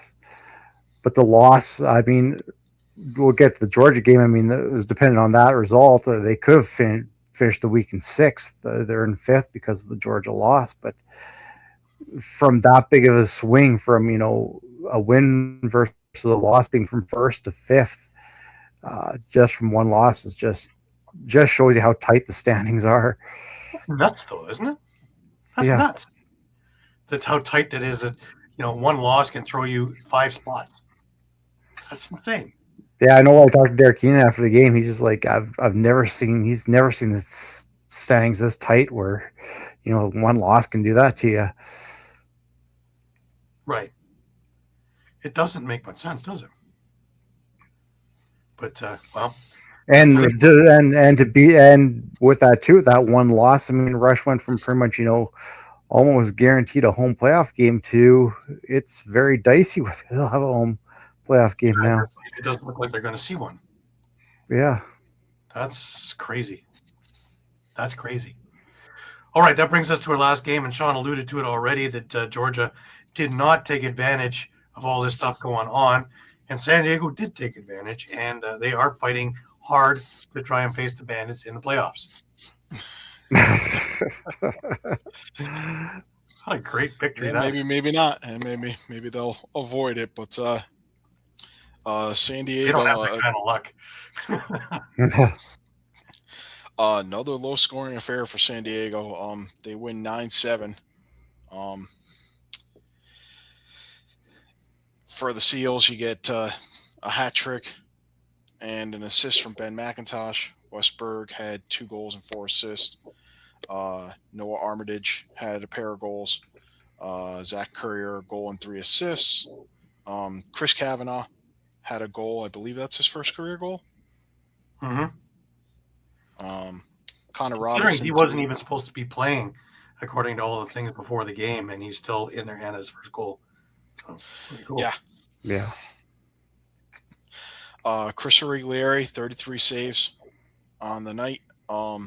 They did go 3 for 5 on the power play and 15 of 19 on faceoffs. For Georgia, 7 goals and 4 of them came on the power play. So definitely concerning as far as their offensive woes. And, this is, I'd say we're firmly in the MLB ace sort of territory where it's, well, we have Brett Dobson in net. He'll save the game for us. Mm-hmm. Like an MLB team whose ace is on the mound and, they think they can get away with just scratching across one run because they're going to win by shutout. But doesn't always happen that way. They did get a hat trick from Nolan Byrne. Shane Jackson, 2 goals, 3 assists. Lyle Thompson, a goal and 2 assists. Certainly you want to see more points from your 2 former league MVPs on your offense. Jeff Henrik had a goal. Caleb Benedict had 5 assists. But certainly like to see him put a few in the net as well. Brett Dobson, 44 saves on the night. And I mean, obviously this does a couple of things. Georgia again falling to 6th place now. They have a doubleheader against Rochester. That's going to certainly have some bearing on where they finish and whether they can get a home game or not, home playoff game. For San Diego, now they're technically at the moment in 8th place, with the same exact record as Las Vegas, who they will be playing twice next weekend. Which will settle a lot of things. Mm-hmm. Yeah. It's still down to the wire, eh? Yeah, and if anything, it's even more crucial for Las Vegas.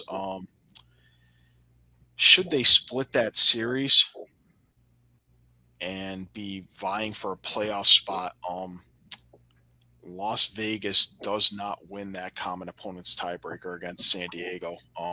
It's actually a pretty extensive one. They have 2 teams in that common opponent's tiebreaker that they played twice, along with another 6 teams that they played once. In those games, Las Vegas went 4-6, while San Diego went 7-3. Right. Against those same opponents. So, so it's definitely going to be crunch time for both teams. Right, definitely. More so for Vegas. They kind of need a sweep to to ensure that they make the playoffs, because 8-10. 8-10's dicey. Now, interesting. What happens if Rochester beats Georgia in this next week's thing there? I know it doesn't do much for Rochester, but it does affect Georgia. It affects them in that,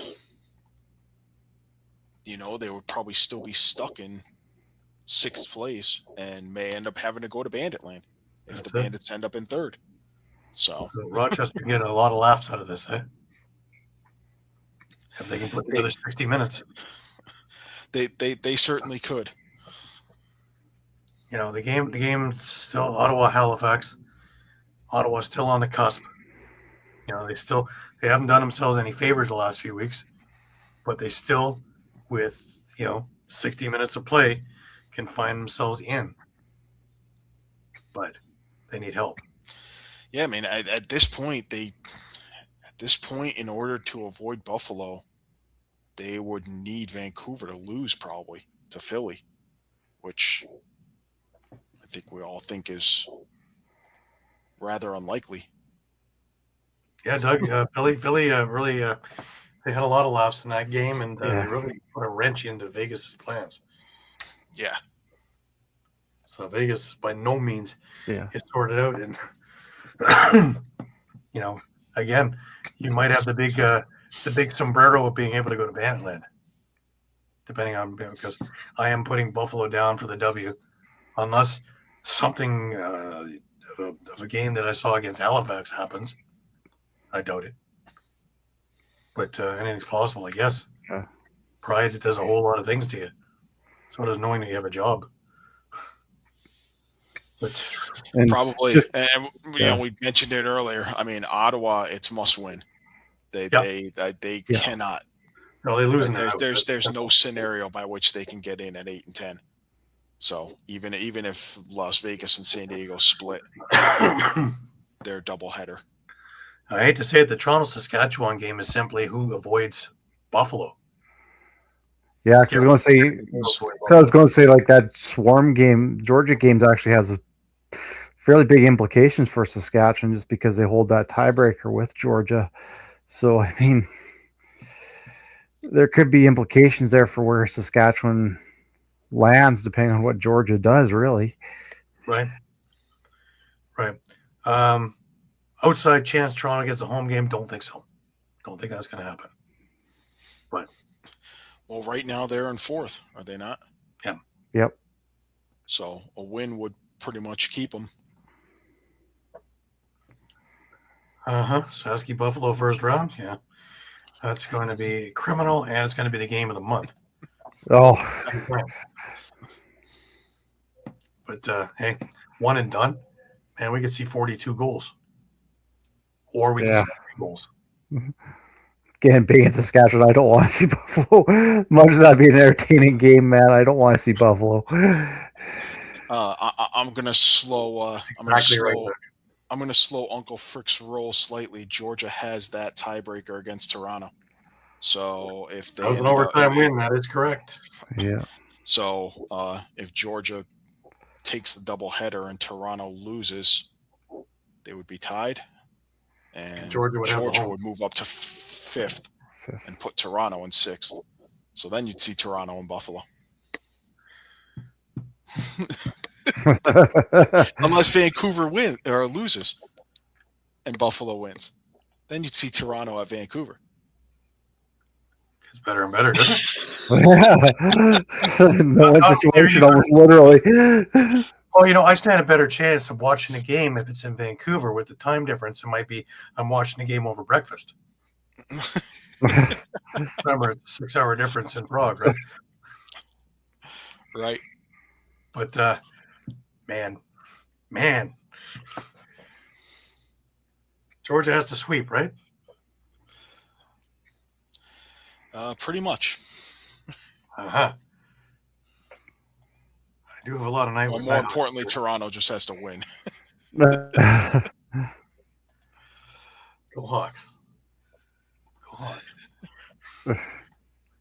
They can score a lot. Connor Fields hasn't had a breakout game in weeks. I don't need 2 of them. I just need 1 of them. Anyways, whoever winds up being their opponent, wherever it winds up being, take them. But hey, nothing we can do. This is coming down to the wire, and once again, showing that taking away divisions and making it the top 8 teams. I don't even think the league dreamed it was going to be like this over the couple of years we've done this. And this year is even crazier than last year. And last year, we had to go and do MIT math to get things going. This one here, there was something like 65,000 scenarios going into this weekend. I don't think we're much different now. No, we really aren't. Now we just have different scenarios, but still, nothing makes any sense because if you write it down on paper, you would continue to write and continue to write and continue to write. Because again, the standings are just so close that any little win or loss just can screw everything up. Yeah, Doug, you're right. Because it's one thing Connor Field, but Kyle Water, he's been non-existent. Zed Williams, we saw some life this week. Ryan Smith, haven't seen much from. Ryan Lansbury, we had a couple of games of decent and a couple of games of so-so. There's a lot of talent, and where did it go? But for 60 minutes, or in this case, 120 minutes. What if Georgia loses both games, Mike? Then he's stuck at 6th. Right? Still can't fall any farther than 6th, but right. Well, I hope they make a bed there.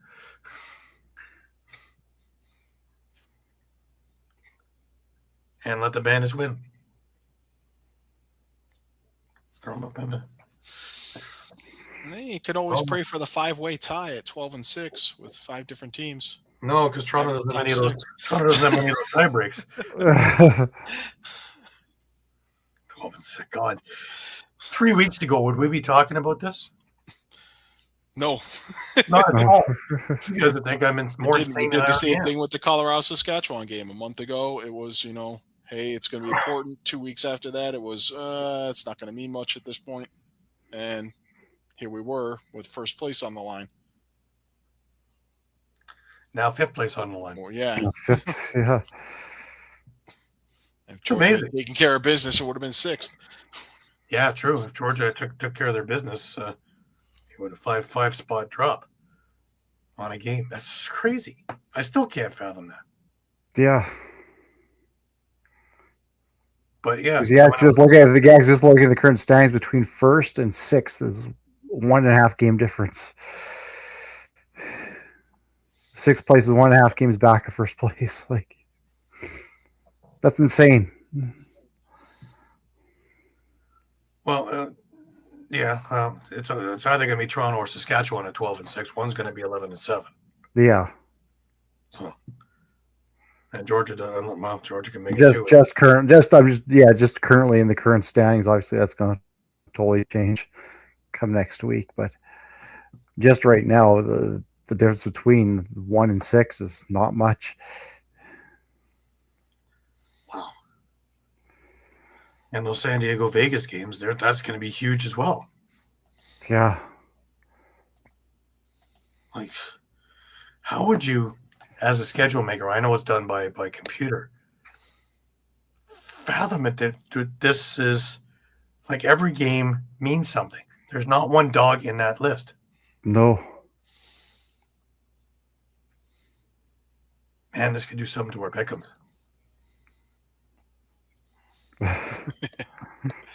Mike, you're either going into second or going right into your basement. Well, that's the funny thing is usually the hardest last week is, teams are usually like sitting players or whatever because nothing's on the line. They've already locked up home playoff game, yada, yada, yada.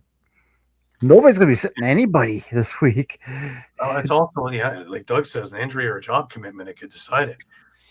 Yeah. You don't have hockey, basketball, or football where they're full-time players. Here, you have something big at your work. And I'm sorry, I won't be at that game. Imagine. My gosh. But stay tuned. And not to mention draft implications, too, where you end up finishing the regular season. Yep.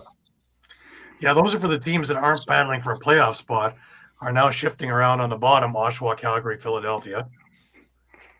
Granted, Oshawa's got Buffalo, Calgary's got Colorado, Philly's got Vancouver. So I don't know how much someone can pull off a bad upset. So, Philly with Spalina, Toronto with Calgary's pick at second, and Oshawa taking another dive at it. And Oshawa doesn't have that pick. Ottawa does. Ottawa has that pick, yeah. So everyone has their own pick is Philly. Well, let me ask you this question, and we're on Oshawa for a second there. What the hell happened to Dyson Webbs? He's becoming the Alexander Daig of freaking lacrosse. Like a touted, crazy, going to be the game changer over in Oshawa. And thought maybe because they didn't have muscle, he was doing the fighting. Yeah, well, you're watching the same game I'm watching, right? Thought maybe at the beginning of the season because he was doing the muscle thing that it was taking him off his game. You get Emerson Clark and you get Dawson Theed. He's still not anywhere to be found, really. What do you get last night? 0-0 and 5 shots. Let's go the week before. Let's look here. This one in Calgary. So let me play devil's advocate. Is it just sophomore slump? 2 goals, no assists, right? I don't know. It's something that's been going all season long. It just hasn't been that much of the offense. Yeah, that's a guy you really expect him to put up, 4, 5, 6 points a night. I really thought that he would be the leader of that offensive unit. Alex Simmons has had his thing. Ty Kurtz has had a brilliant year overall, considering where they're at. And I can see that. I mean, is this maybe being magnified by the fact that Simmons and Kurtz did not have sophomore slumps? Because they came into the league, went to the finals, and they dropped off the year after that last year. But Simmons and Kurtz certainly didn't. I mean, production-wise, it was pretty steady. It certainly wasn't sophomore slump. Right. I'll go back even 3 weeks, man, against Rochester. A goal and 2 assists. They scored 11 that night. They lost 18-11. They scored 11. A goal. 1. Again, I'll go back. Like that's the guy he's a first overall pick. You're expecting him to put 4, 5, 6 points up a night, right? Like, Well, he was what you were going to no put as 2, your 3. poster child. Nope. You're moving back to Oshawa, right? Yeah, I don't think. Yeah, like 1, 2 points a night isn't gonna cut it.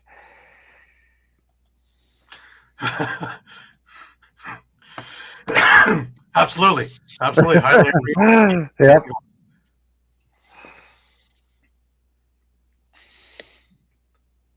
I don't know. He's a quality player, and he's a bona fide star. That's why. There's no doubting that. That's when I mentioned sophomore slump. I mean, he won Rookie of the Year. We saw Simmons win Rookie of the Year, but Simmons and Kurtz again.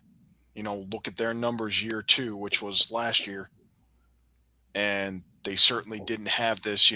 Hey, I fell off a cliff after stellar rookie campaign. Right.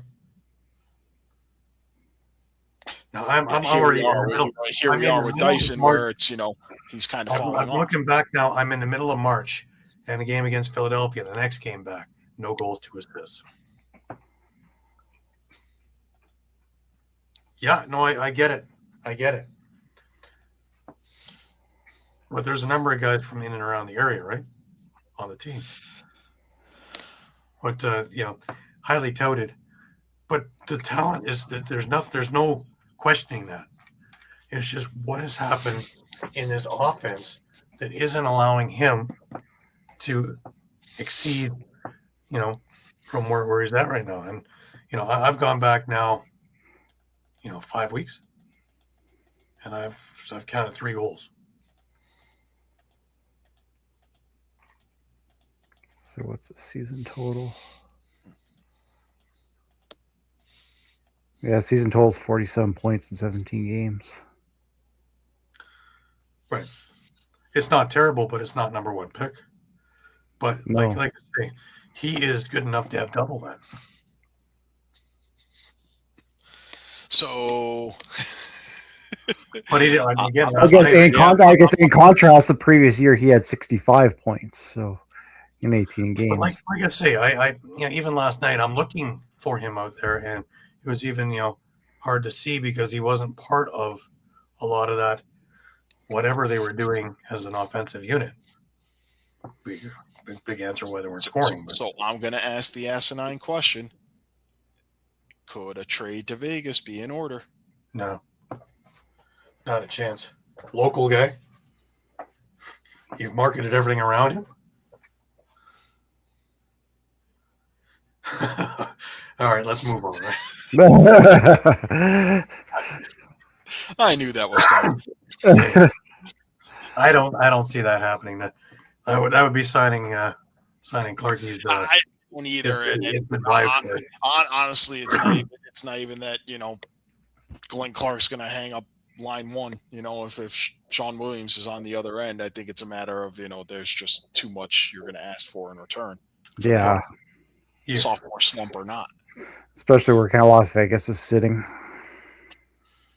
Exactly. That was an interesting one too, and I don't think so. He didn't look the way he was talking last night, like he was on a bubble. When you coach knows when he's on the way out. You get that kind of chat and kind of just the way the mannerisms. I didn't see that in him last night. So unless there's going to be something that is just kind of set. This would have already more or less been signed. You only have 5 wins. But,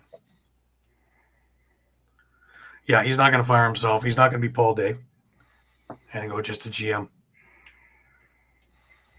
It was interesting, though, when he went, he had 93 wins in 200 games or something, and he was the first one to say, well, I'm not even at 500. I got to do something or something like that. But I don't know. Remember the last time they had injury problems? Remember Watkinson's out, Nardella's out. The last time they had it and they finished really, really low. The next year they went to the finals, right? Now he was talking about that last night too. It is a blessing and a curse. We're in year 3 of 5 and of this build. Yeah, well, yeah, you're more real than a lot, though, right? You're a lot more real. Well, I guess Could be. that's possible, but I look in Toronto and they seem to have figured it out. You know, having Challen Rogers, Owen Hiltz, C.J. Kirst, Mark Matthews, all on the floor together. They all seem to Josh Dalwick. They all seem to be able to find around them, all getting touches and all getting goals. Now, granted, Toronto's not ripping the cover off the ball either, but they are all, affluent scorers in the lineup.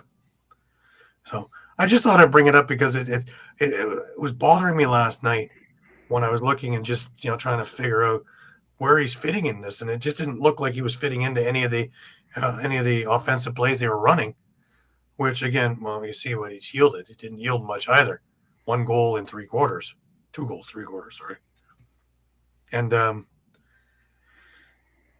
that's not a good structure. So maybe if he was more into the plans, maybe that changes, and to give another weapon. We did, and we came back. Just kind of revisited the topic. Anyways, let's like Ryan says, let's move on. Just interesting and just some thoughts, because I've been doing this with Rochester also, right? And the one I was looking at there was Kyle Waters. Big body, great in front of the net, invisible. Absolutely invisible this year. And playing. And invisible. Yep. Well, it wasn't even so much that, Doug. It's that you were down like 6-0, and like I hadn't even got up to the booth yet. Like it took nothing for the, after a pretty decent showing the week earlier. The game in Oshawa was, Philadelphia was never in it. They never really got themselves in that game. But anyways, like I say with Rochester, with all the talent, I haven't seen Ryan Smith perform up to par. And I hate to dwell on the Vancouver game, but from that distraction, not even the game itself or the other game, from that distraction, Rochester was a different team. Going into that game, they were the white-hot team in the league. Hartley had just had the Daymud fight, and they had already done the whole marketing thing around this is Hartley's house and everything else. And he had looked good in net the first couple of weeks. And all of a sudden, whoop, like somebody just completely flipped the script. And, there we are. I go with Philadelphia. And we were coming out of training camp talking about the great defense that they were putting together, and this sea of trees that were out there, and with a bite and a vigor that we haven't seen in a number of years. And 4 games in, we're wondering if there's any defense out there. Just all these questions of entire scripts being flipped from what we first saw. And I would love to play back one of our shows from coming out of training camp into week 1 and seeing where we had everything and what was going on. Would anybody have figured Buffalo on the verge of being dismantled and getting so white hot that they may wind up in second by the time this thing's over? The only team that actually is kind of playing up to what we expected was Toronto. We didn't expect them to be number 1 in the league by any stretch, but we didn't expect them to be out of the playoffs either. And they're pretty much in the middle of the pack there. Seems about right. All the other ones, nobody would have expected Dobson to have for 75% of the year a goals against average under 7. And if they had any offensive prowess whatsoever in Georgia, they would have basically run away with the league. If your goalie's putting up numbers of only giving up 5 goals, 6 goals in a game, with firepower, you're winning 14-6, 13-5, week in and week out, and we're not talking about who's in first. let alone them being at 6th. That's the stuff that kind of makes me kind of, spins my gears a little bit in there. It's not picking on one player, not even picking on one team. It's just been so much topsy-turviness throughout this year that it just, it makes you kind of wonder. And none of this stuff would be on any of one of our bingo cards at the beginning of the year. Who would have picked Shawn to go 0-5 in a pick'em? Who picked me to go 0-5 and have a 5-game lead in the standings? Getting 1-7 for like 3 weeks in a row. There was a time when I was on the top of who you got. Man, I can't even see it with binoculars now. The only way I see that stick that they're going to give to the winner is if I buy one. But it is what it is. But like I say, just, we're talking about parity, but we're also talking about scenarios that none of us saw coming. And none of the guys at the top of the, the pundits had anything about talking about either. This took a lot of us by complete shock. And again, it starts, Vancouver, everybody expected them to be great. Then they weren't gelling. And then they got hot again. Then they weren't gelling again. Which one do you get come playoff week? One and done. That's where, remember, I say this in hockey too, is why do you get all these upsets in the first round? Because the lower teams have been playing playoff hockey or basketball for a month, trying to get into the playoffs. Yep. While the top teams have been sitting back a little bit, resting players and trying to get themselves healthy and ready, and they're not ready for that team and that whirlwind that's coming in. And you constantly see upsets in the first round, not so much in the second or third rounds, because by that time that team is back in playoff mode. A little different here because everybody is playing for something right up to the end of last week or next week. So that one doesn't apply as much, but beware if you're sitting in 1 or 2 and you've got Vegas or you've got San Diego or Ottawa or whoever would finish this 7 and 8, because they've been clawing for their lives for 4 weeks now.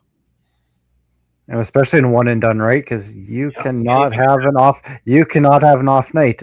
There's just no such thing as an off night now. Yeah. You can't even have an off quarter, because if you have a snowball effect of, think of a Buffalo streak of 5 goals or something, man, that's a big hole to climb when you only have, a quarter and a half left. You can't have that. But if you're going against a team that's already in that mode and really has nothing to lose because nobody expects you to go anywhere, there's no pressure. I think that's the biggest thing more than anything. Like you said, there's no pressure. They got nothing to lose. Like we talk about Bandit Land being, daunting for a visiting team to come in because 19,000 screaming maniacs going at things. However,